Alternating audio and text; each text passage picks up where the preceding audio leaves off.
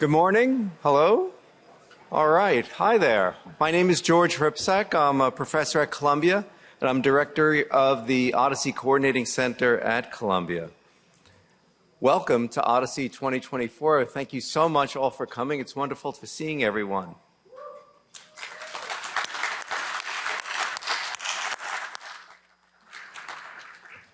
Let me start by thanking the FDA for their generous support for the symposium through the FDA Scientific Conference Grant. Let me also thank sponsors Johnson & Johnson, Boehringer Ingelheim, EPAM Odysseus, and Nemesis Health.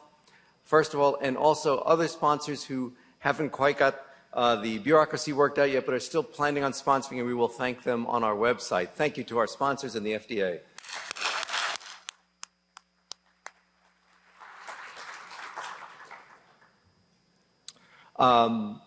This conference is a peer-reviewed conference, and that only comes through the hard work of many of the community.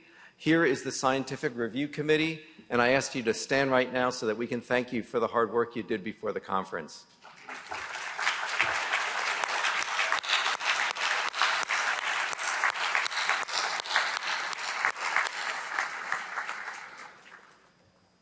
And here are the people who made today happen, the people working behind the scenes, people here, and people volunteering in the various parts of running this meeting. I wish they would stand and we can thank them too.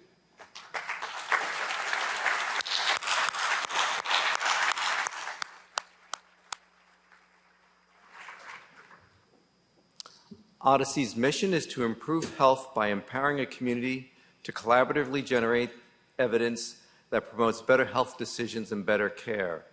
And our values are innovation, reproducibility, community, collaboration, openness, and beneficence. OHDSI works through collaboration. We have a community that works together on standards, methods, and tools. We have a data network, and we apply these methods to the data network to generate evidence, which is being increasingly influential around the world. I'm going to go through the current status thanks to the work of Craig Saxon, right here, who put together our journey.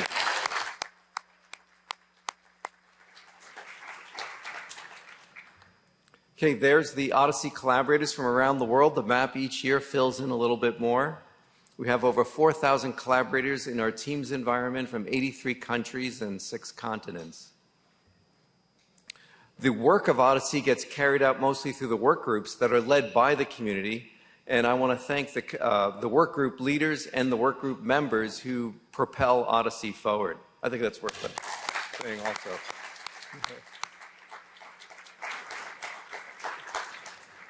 The regional chapters and regional nodes help us reach out throughout the world and pull people into OHDSI. We have our leaders there and our national and regional nodes. One last applause. Thank you.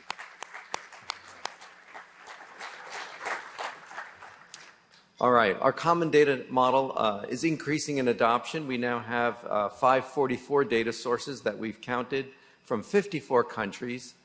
974 million unique patients have had at least one of their medical records converted to the OMOP common data model, and that's 12% of the world's population. Here's the data model here shown as an ER diagram, switching from our cartoon one to the more complex version just for variety from year to year. Our standardized vocabulary is over 11 million terms, 86 million concept relationships. And as you know from the community calls, we've been working on improvement, putting forward a roadmap so the community is more greatly aware of what changes we're making in the next year, what maintenance is getting done. We, in the last year, published our seminal paper on the OHDSI standardized vocabularies. First author, Christian Reich, published in JAMIA, and so that's something you can cite as you work and use the vocabulary. And also increasing our community participation and ability to contribute to the vocabulary. We also work with policymakers around the world, the US FDA CBER Center for Biologics Evaluation and Research, which I mentioned earlier as a funder of the conference. We work collaboratively with them in a separate BEST initiative project to assist them in methods research, and part of that is our BEST seminar series. We recommend that you come and join the seminars as they come out, or if you miss it, come and see the conference afterwards on the OHDSI, available from the OHDSI website. I'm going to spend a couple slides talking about Eden. It's an opportune time for the European Health Data and Evidence Network. Eden started at the end of 2018 and completed its first phase recently. First, let me just point out the hard work of Peter Reinbeek, who's in the audience somewhere on this side. Peter.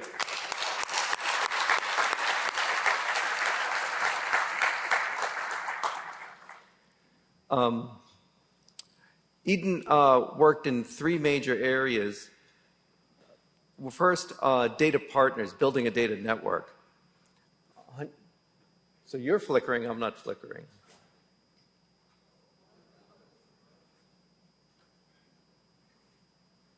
Let's give it a second.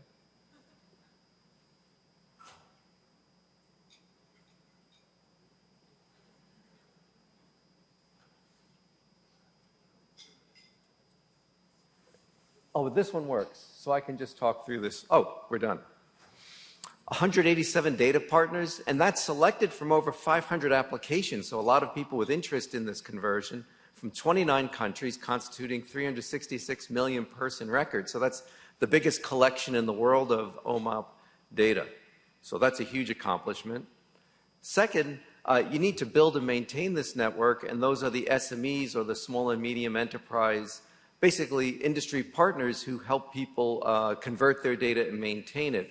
And so basically teaching these partners and certifying them to do this work. And third, more generally on education, building a global educational resource that's used around the world, not just in Europe. Launched in 2020 with 24 courses, more active learners on it than there are OHDSI members, so it's reaching outside the community. And you can see from the map that its use is around the world. A fun fact is that Mario Draghi, who I understand is the former Prime Minister of Italy, was tasked with figuring out the future of European competitiveness.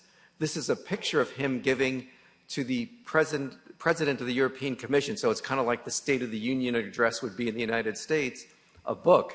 And what's in that book? Well, it's shown here on the slide, how to maximize the impact of the European health data space, leverage existing health data for regulatory policy clinical decision-making by stepping up the standardization of pre-existing legacy health data, exploiting what has been accomplished through Eden. So in like the biggest kind of handoff of recommendations and strategy for Europe, Eden is explicitly mentioned, followed in a later paragraph by the related effort, also led by Peter, the Darwin Initiative, supplying evidence to the European Medicines Agency, or EMA, also highlighted in this book, in this report, as critical for moving forward for Europe. And now Eden goes into its next phase, the Eden Foundation, and we'll be hearing more details about that in future meetings and community calls. Okay. OHDSI collaboration. This is our social network analysis of the OHDSI community. You'll notice, and this was true last year already, but if you remember back a few years, when we showed this diagram, there are pockets. Here's the OMOP people, here's the old OMOP people, here's the new CDM people, here's the vocabulary people, here's the clinical people. And now we just have a big fuzzy ball. So what's happening is we're succeeding in building a community. It's no longer a collection of different communities, but a single community that's working together. And so this is like concrete evidence of the success of building a coherent community.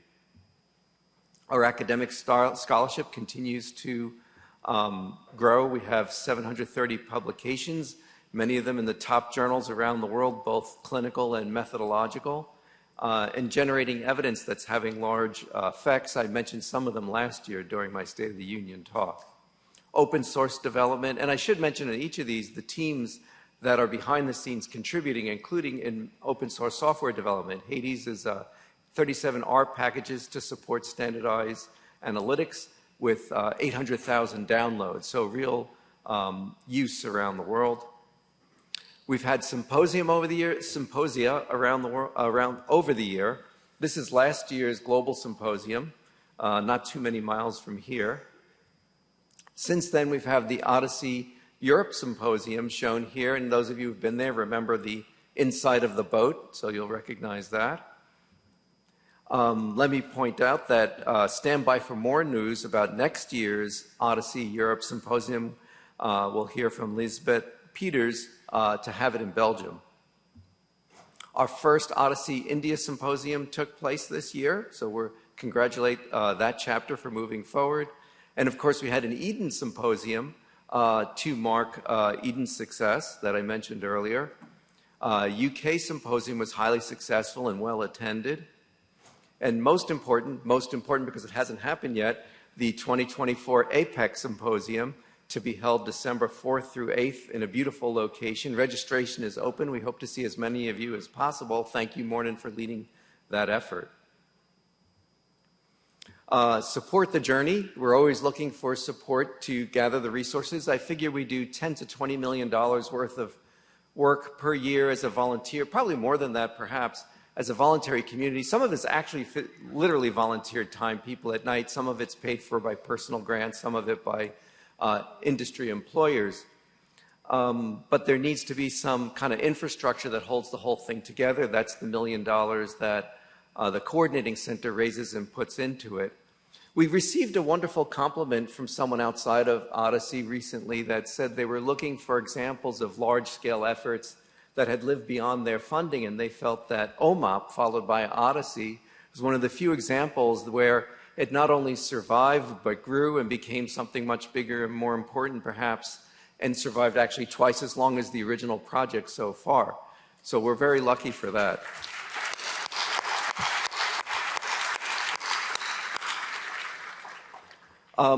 Our funding model needs to evolve. This last 10 years, we're under one model, but funding models change. And so we're looking, what we ultimately need to achieve for long-term stability is that those that benefit from OHDSI contribute to it, both in the voluntary time and a little bit for the central support. So we're looking for ways to doing that. We're looking at models of advisory boards and just in general donations to the symposium, while we also look for grants. And as you write grants, we ask that you put in an amount to help fund the central effort, that is by funding vocabulary support and things like that, and we can talk further about that.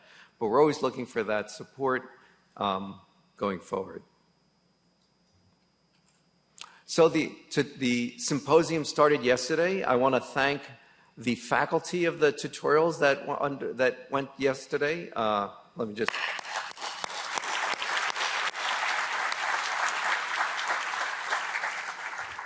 We recorded the tutorials and they'll be placed online after the symposium if you want to still watch those. So thank you for that.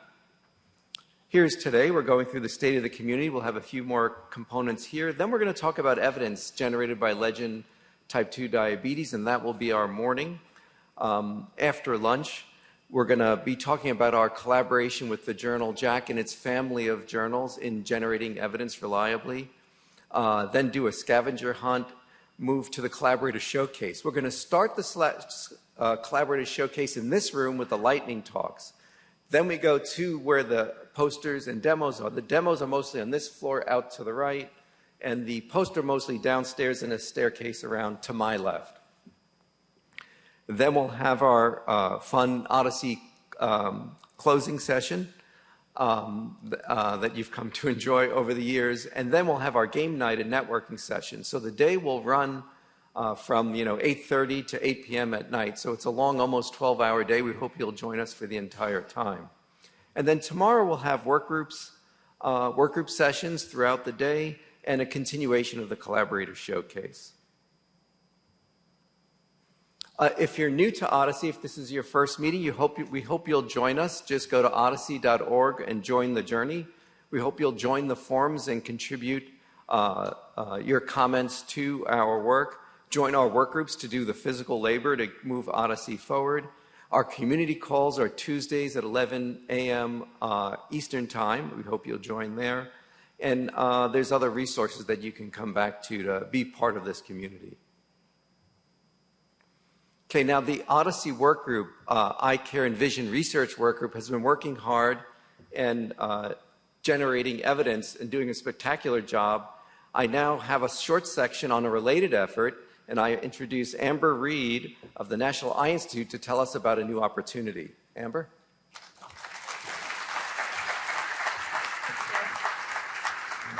Hi, everyone. First, I just want to say thank you to George and Patrick for allowing me to speak to you briefly this morning about a new initiative that we have. Again, my name is Amber Reed, and I'm from the National Eye Institute at the National Institutes of Health. So the first thing I want to talk about here is, well, what is a challenge? Because the initiative that I'm going to be introducing is a challenge, or it's also known as a prize competition. And so most of you are probably more familiar with traditional funding mechanisms like grants, cooperative agreements, contracts. Challenges are just another tool in our toolbox. And the way that I like to explain it to people is, for funding grants, you come to us and you pitch an idea that you have. We give you funding and you try to make that idea come to fruition. With a challenge, it works a little bit differently. You create the idea, you see it through, and then you present it to us. And at that time, if it meets the threshold, we actually award you. And so it could be non-monetary, it can be monetary. And so it's just a little bit different funding mechanism than people are used to. But in fiscal year 24, NIH actually launched 22 challenges, and they are becoming more and more familiar. So I do expect that we will be doing more in this space in the future. So the initiative I want to introduce to you today is the Expand Observational Health, Data Sciences, and Informatics Initiative for Eye Care and Ocular Imaging Challenge. So basically what we're trying to do is bring more attention to network studies like this and try to get more funding dedicated for these types of things.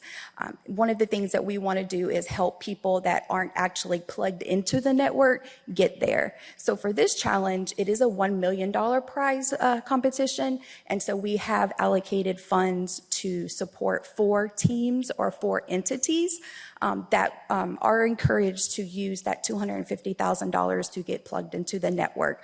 And so hopefully it will bring more awareness and it'll bring more collaborators into the network.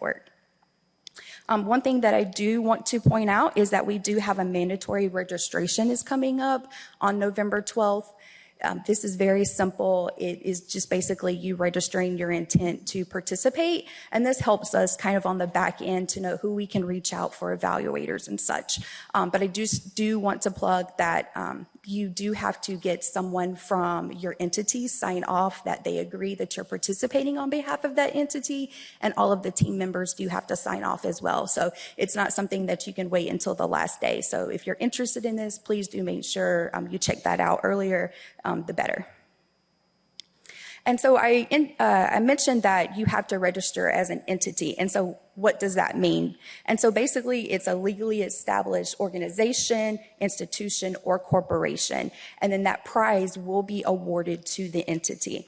And because of the way this type of funding mechanism is structured, it falls under the American Competes Act, and only folks that are based in the U.S. and entities that are legally brick and mortar institutions in the United States are eligible for the cash prize. Is that to say that folks outside of the U.S. can't participate? No, they absolutely can, but it will be more of a honorarium, unofficial kind of award that they're given. And so how to enter. So it's actually very easy.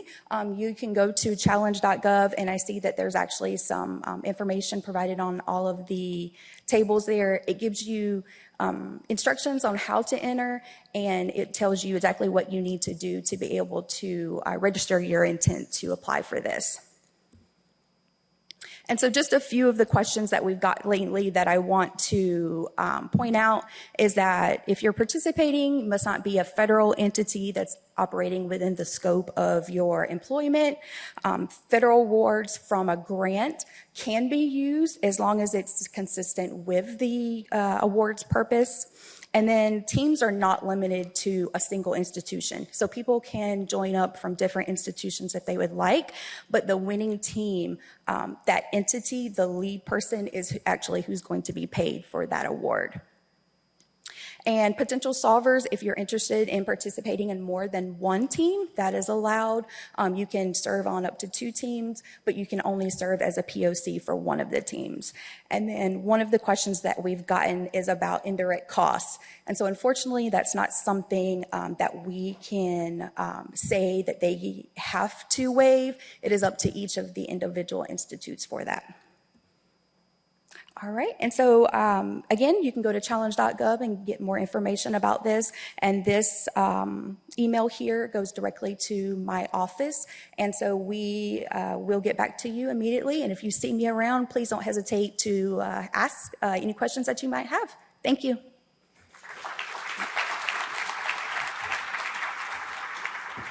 Thank you, Amber. And let me just point out, thank you to the National Eye Institute and the leadership, Michael Chang, who's an informatician, who sees the vision of observational research. And as we get more support like that from NIH, that will help us move forward and generate evidence. Marc Suchard, professor at UCLA and co-founder of OHDSI, and I will be giving out the Titan Awards. And we love our bow ties.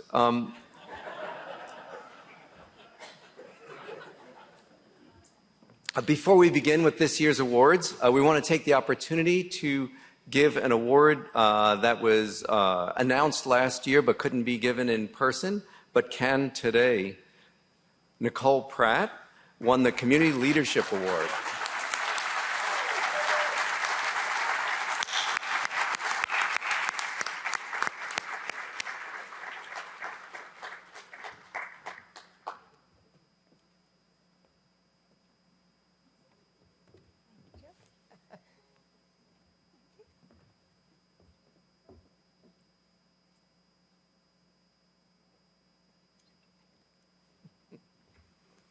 All right.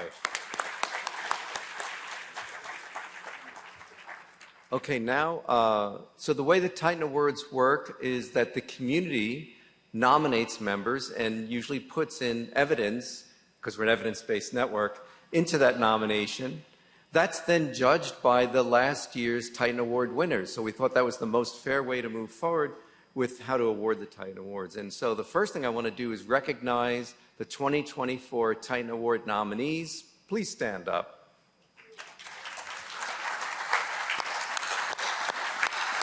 So this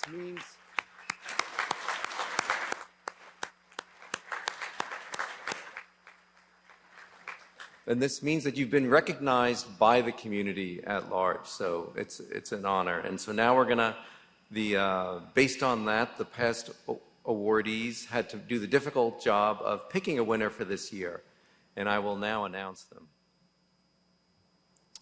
The first one is in data standards. This award recognizes extraordinary contributions by an individual, organization, or team in development or evaluation in community data standards, including OMOP Common Data Model and standardized vocabularies.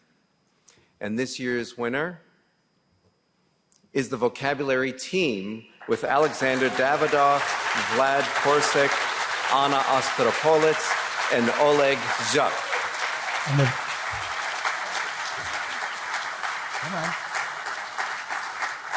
And here the vocab team is being recognized for their contributions to a fundamental element of our work and a huge team effort to keep our priceless and needs to be supported vocabulary alive and kicking. Congratulations, team. All right.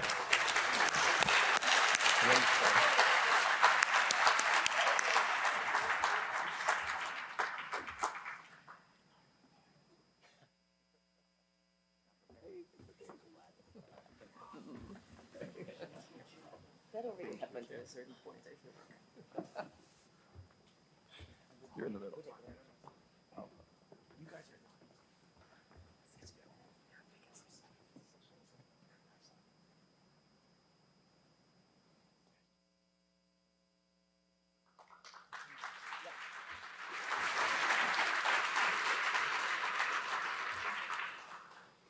Our next award is for methodological research.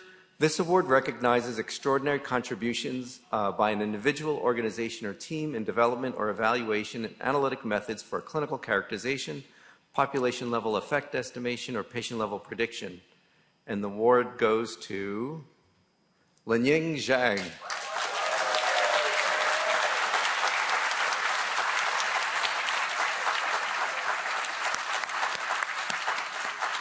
Linying is recognized for her fundamental work in causal learning and machine learning.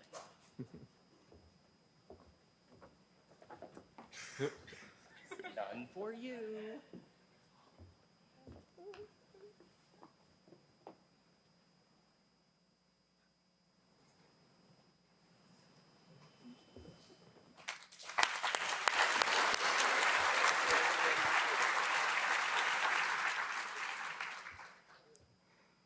And this is unscripted. You can see if you watch, I can see where the person is and see the surprise in their eyes as they hear the award. So these are found out right now, not pre-decided. Don't worry. I mean, they're it's unscripted pre-decided, up here, but not too. known by. The awardees do not know ahead of time that they're going to win, just so you realize. I mean, you tell them ahead of time for these kinds of things to make sure they're there, but these are actually surprises each time. Open source development. This award recognizes extraordinary contributions by an individual in design, development, testing, and deployment of open source software to enable observational analyses. And the award goes to Martin Lavelli.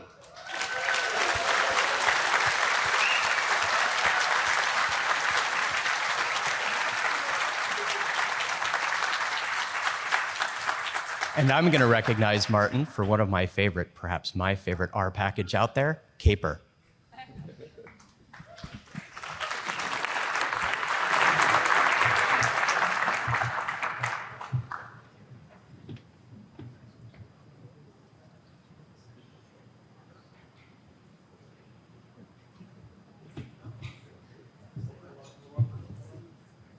Oh.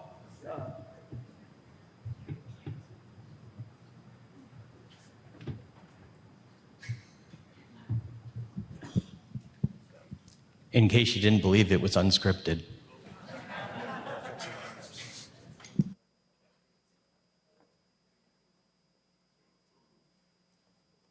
I'm looking.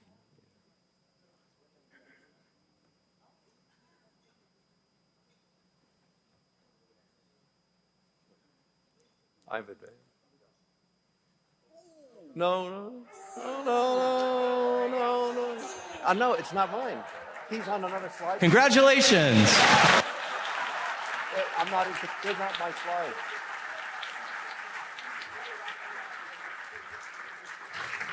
All right, this award recognizes extraordinary contributions by an individual, organization, or team generating clinical evidence that improves health by informing better health decisions and better care. And we have Cindy Kai, Jung Ho Kim, and Jack Janetsky. Cindy, Jung Ho, and Jack are recognized for their unhesitating leadership in our SOS challenge and recent work with semaglutide.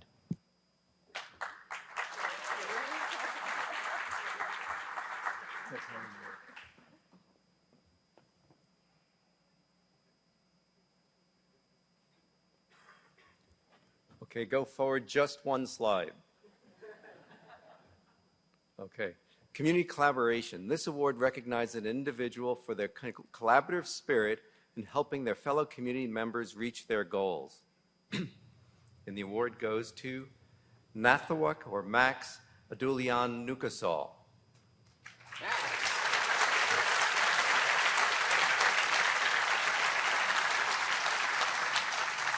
There he is. Come on down, Max. Max is recognized for his leadership at the APAC-wide community ETL project and the myriad tutorials that he's giving across Thailand. By the way, Max, I'd love to come help you with those tutorials in Thailand.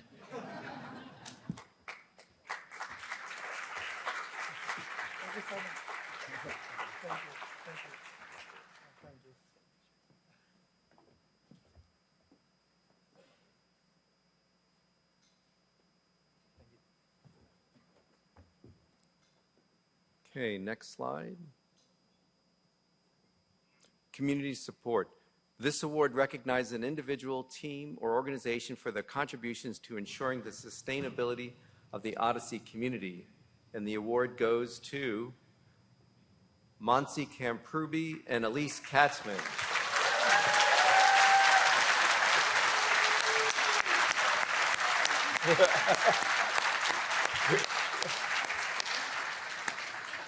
Elise is recognized for bringing us all here today. Did you enjoy it? Another round of applause.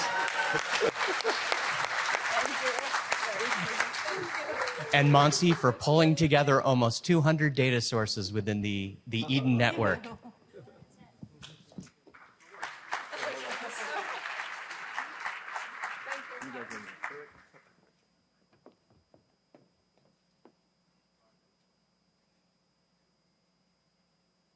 Thank you so much. Thank you so much. Okay, next slide.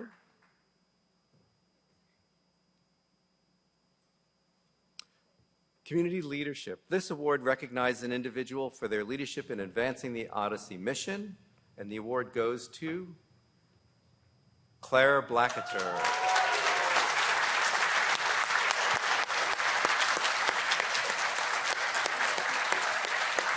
Claire is recognized for her singular efforts to initiate and grow our evidence network.